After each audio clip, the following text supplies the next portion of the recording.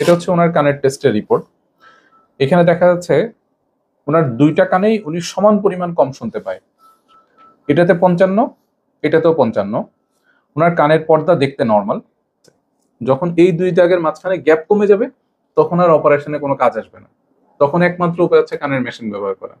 কোনো রোগীর যদি এরকম থাকে যে সে কানে কম শুনতে পায়, কানের মধ্যে শাঁ শাঁ ভোঁ ভোঁ শব্দ করে, কানের পরীক্ষা করে যদি কানের পর্দা নর্মাল পাওয়া যায় এবং সাথে এই শ্রবণ শক্তির পরীক্ষা করে যদি এই দাগগুলো যেরকম আমি দেখালাম এরকমই পাওয়া যায়, তখন আমরা ধারণা করে নিই যে কানের ভেতরে হাড্ডি হয়তো ফিক্সড হয়ে গেছে।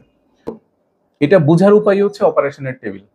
অপারেশনের টেবিল আমরা পর্দাটাকে উঠাই, পর্দা উঠায় তারপরে ভিতরে হাড্ডির নড়াচড়া চেক করি। যদি দেখা যায় যে হাড্ডি ফিক্সড হয়ে আছে, তখন ওই ফিক্সড হয়ে যাওয়া হাড্ডিটাকে ফেলে দিই। ফেলে দিয়ে একটা কৃত্রিম হাড্ডি সেখানে বসানো হয়। এই অপারেশনের সফলতার হারটা তুলনামূলক বেশি। 100 জন মানুষের অপারেশন করলে দেখা যায় এর মধ্যে 90 থেকে 92 জন মানুষের শ্রবণ শক্তি ভালো হয়ে যায়, তারা ভালো শুনতে পায়। 3 থেকে 4 জন কিংবা 5 জন মানুষের শ্রবণ শক্তি যেমন ছিল তেমনই থাকতে পারে থাকে। 1 থেকে 2 জনের শ্রবণ শক্তি যা ছিল তার থেকে কমার সম্ভাবনা থাকে। যেহেতু এটা আস্তে আস্তে এমনিতেই খারাপ হবে, তাহলে আপনি অপারেশনের সুযোগটা নেবেন না কেন? এই সুযোগে তো একটা ভালো হওয়ার সম্ভাবনা আছে। অপারেশনটা এটাতে বেস্ট চিকিৎসা।